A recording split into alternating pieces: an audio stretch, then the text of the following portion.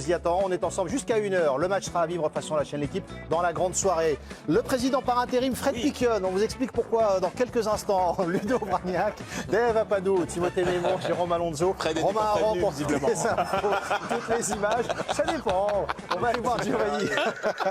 Parce qu'on a la chance d'avoir Giovanni sur le bord de la pelouse, au bord de la pelouse. Giovanni, quelques minutes avec vous. Après, il faudra vous en aller. Alors on en profite pleinement. Ce classico-là, il ressemble à quel classico au niveau de l'atmosphère? Bonsoir Messaoud, bonsoir à tous. C'est exceptionnel, honnêtement les Marseillais sont remontés comme des pendules. Ils y croient dur comme fer à cette victoire ce soir dans un classique parce que Paris fait moins peur. C'est une réalité que l'Olympique de Marseille de De Zerbi est ambitieux. Donc il y a énormément d'engouement, de passion, de folie ici au stade Vélodrome. C'est plein, c'est chaud. Ça va être une grosse soirée Messaoud. Au niveau de la composition de l'équipe, on en profite également, Giovanni, avec vous. Est-ce que vous avez celle de l'Olympique de Marseille pour démarrer? Est-ce que Rabiot va jouer son premier classico avec l'OM? Oui, Adrien Rabiot va débuter ce soir avec l'Olympique de Marseille. Eli Wahi est bel et bien titulaire à la pointe de l'attaque. Il y a Mason Greenwood et Luis Enrique également. Côté gauche, ça devrait être Brassier puisqu'on sait que Merlin est absent. Et côté parisien, c'est Kangingli qui est faux numéro 9, Asensio sur le banc et Barcola et Dembélé. Les sifflets que vous entendez, c'est l'arrivée de Gigio Donnarumma à l'échauffement. Gigio Donnarumma à l'échauffement. Pardon, c'est le gardien olympien. Non, mais les Parisiens... Ça sifflait, mais c'était... Non, c'est pas ça, j'ai entendu siffler, je me suis dit c'est les Parisiens qui sortent, les sifflets étaient peut-être pour moi, je sais pas. Ce serait pas du tout mérité, Giovanni. Franchement, vous les méritez pas du tout. Grosse cote d'amour à Marseille. Grosse cote d'amour. Longue.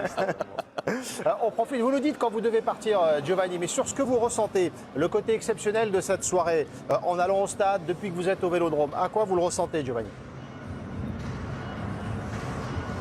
On le ressent parce que il y a toujours une passion qui est débordante ici à Marseille, on le sait, c'est des matchs qui sont particuliers, mais on le sent que Paris est prenable côté marseillais. Il y a aussi la folie autour de De Zerbi, un recrutement qui a été intéressant, une équipe c'est vrai qui a été un peu moins forte contre Strasbourg et Angers, mais il y a ce large succès face à Montpellier qui a vraiment fait chaud au cœur ici à Marseille. Donc on a l'impression que c'est le soir ou jamais en fait. C'est le moment pour afficher les ambitions pour le titre, pour faire tomber les Parisiens dans un Vélodrome qui sera incandescent. Les supporters sont là depuis plusieurs heures devant le stade. Ça c'est habituel, mais avec une ambiance très particulière. Donc il y a toute l'atmosphère des grands soirs, Messaoud. On continue de dire, c'est vous qui êtes le maître des horloges, hein, Giovanni. Vous nous dites si à un moment vous devez vous éclipser, parce qu'on n'a pas le budget pour que vous puissiez rester sur la pelouse après ça. On n'est pas détenteur de droit encore. Giovanni peut-être, mais... Vous devez déjà payer Ludovic Obragnac, c'est normal. Jérôme, vous êtes le seul à avoir disputé des classicos à cette table. Ah oui. Donc, priorité à vous pour la première réaction.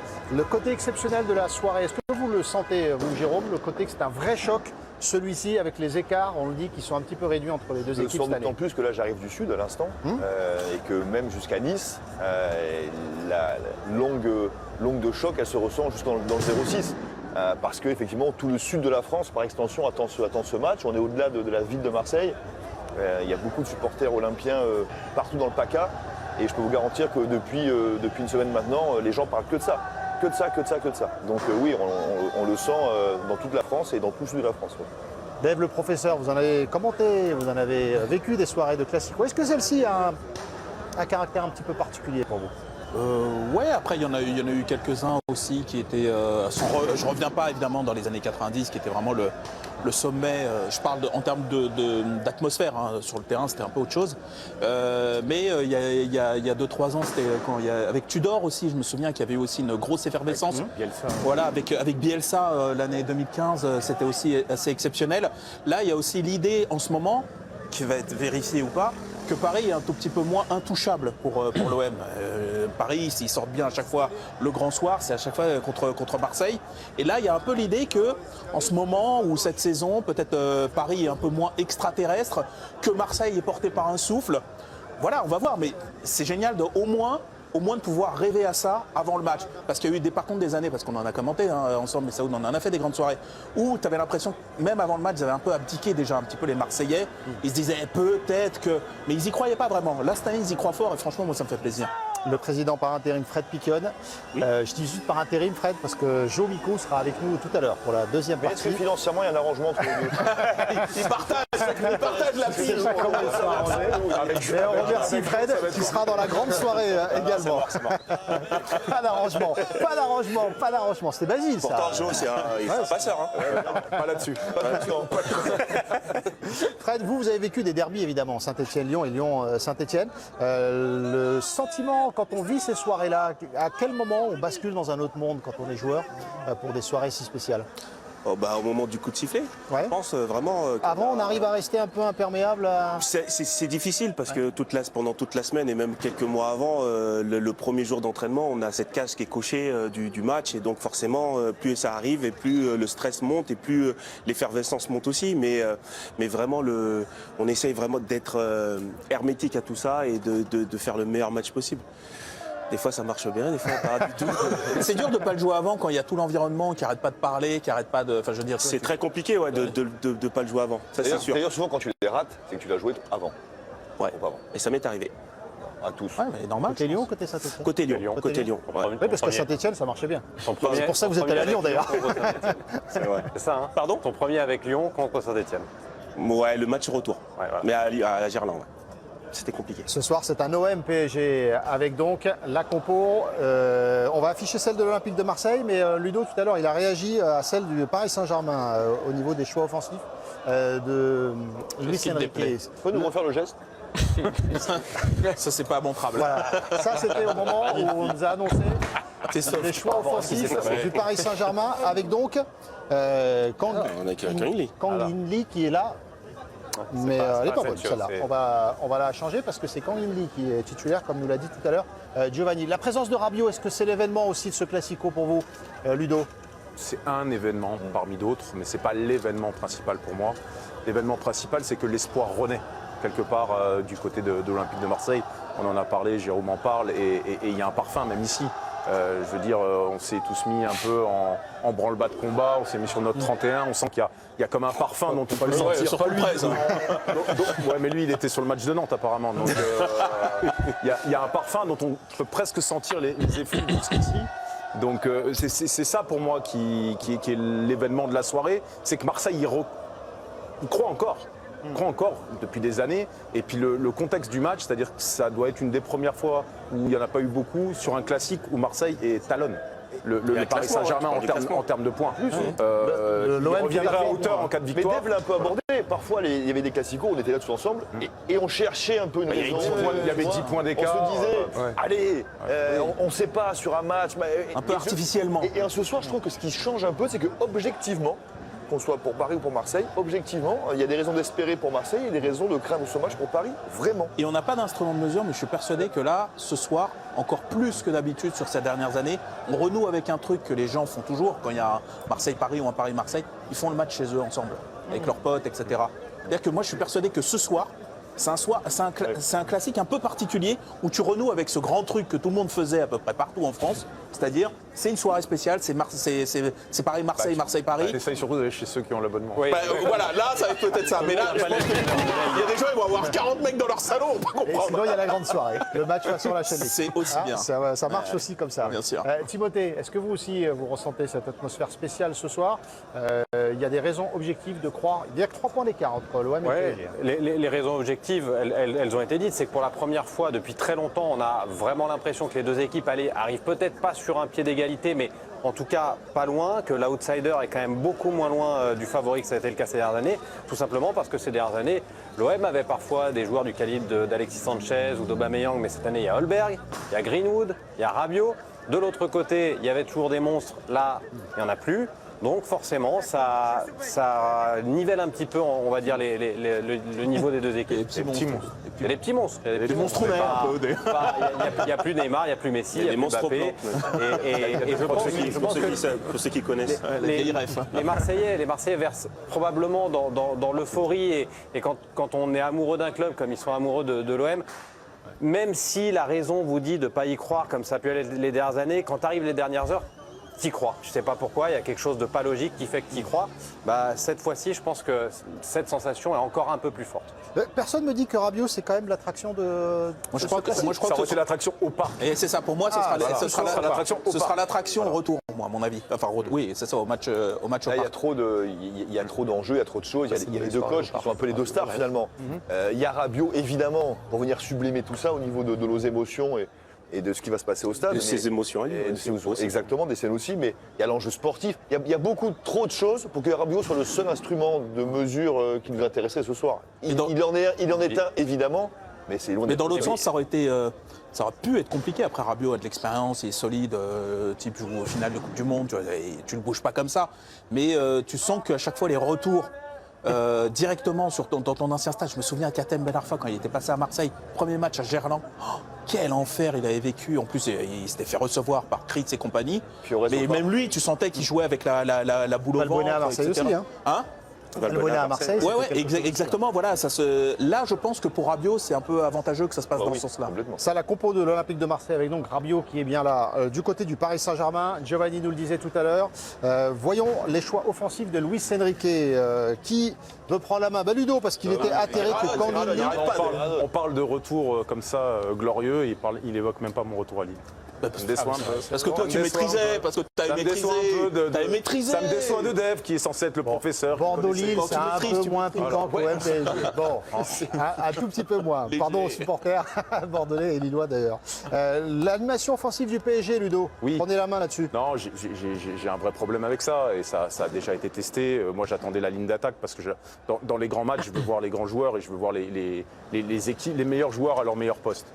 Honnêtement, Kangin, vous pouvez me l'expliquer par A plus B, c'est pas son meilleur poste. Son meilleur poste, c'est côté droit, rentrer sur son pied gauche, travailler avec Hakimi. Bien sûr. Et Asensio, vous pouvez me dire ce que vous voulez, ce rôle de 9,5 lui va comme un gant, avec sa qualité technique, son jeu en une touche de balle, sa vista.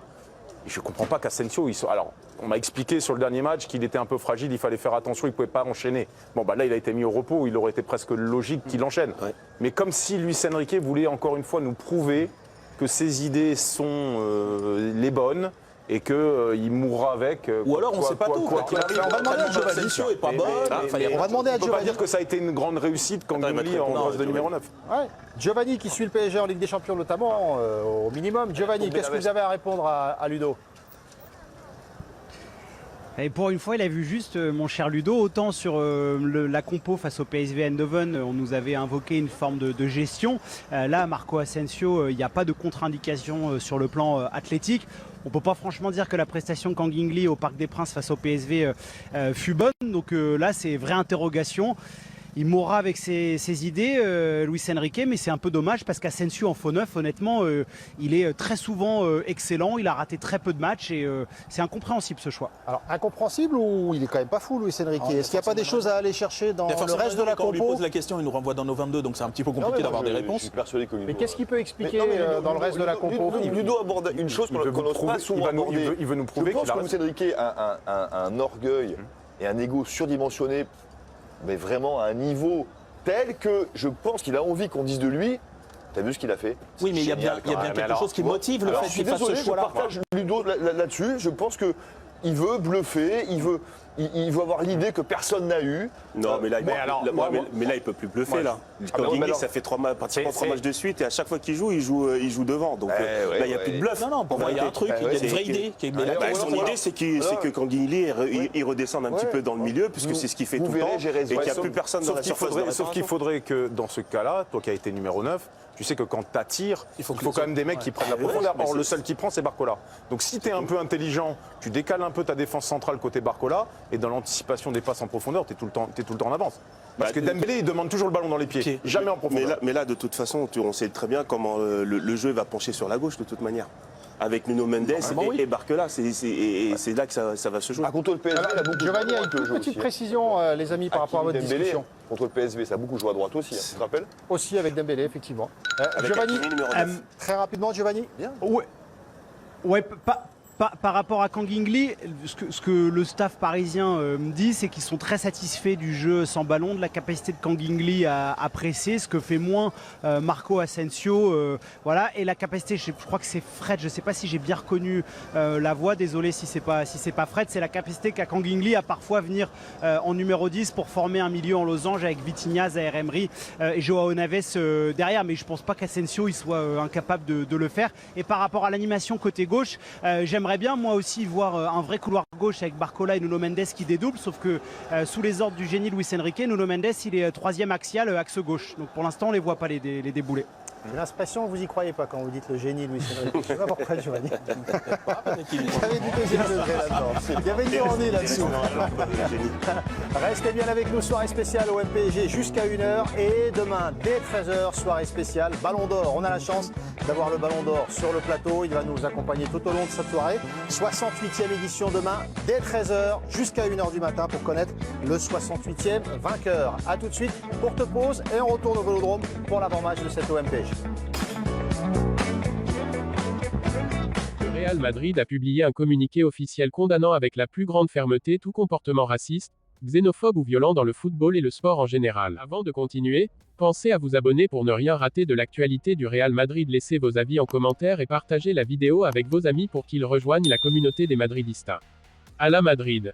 Le club exprime son profond regret face aux insultes intolérables qui ont été proférées par une minorité de supporters lors du match de la veille, dans l'un des coins du stade. Ces actes, contraires aux valeurs du sport et du respect mutuel, ont suscité une réaction immédiate du club, soucieux de préserver un environnement sain et exemplaire au sein de ses infrastructures. Le club madrilène, fidèle à son engagement contre toute forme de discrimination, a annoncé l'ouverture d'une enquête interne afin de localiser et identifier les responsables de ces comportements inacceptables. L'objectif est de garantir que des mesures disciplinaires soient prises rapidement et efficacement contre les individus impliqués. Le Real Madrid a également souligné qu'il collaborera pleinement avec les autorités judiciaires pour que les sanctions appropriées soient appliquées. Dans son communiqué, le Real Madrid réaffirme sa politique de tolérance zéro face aux comportements racistes ou violents, rappelant que ces attitudes n'ont pas leur place ni dans le sport ni dans la société. Le club insiste sur l'importance du respect et de la diversité, valeur qu'il promeut activement à travers ses activités et ses initiatives. Il s'agit non seulement de défendre l'image du club, mais aussi de protéger les joueurs, les supporters et toutes les personnes présentes dans le cadre de ces événements. Le Real Madrid conclut son message en invitant ses supporters à adopter un comportement exemplaire en toutes circonstances et à contribuer à faire des événements sportifs un espace de respect, de convivialité et de tolérance. En condamnant fermement ces actes et en lançant une enquête rigoureuse, le club démontre sa volonté de combattre avec détermination toute forme de discrimination, afin de préserver l'esprit du football et les valeurs qui en font un vecteur de rassemblement et d'unité.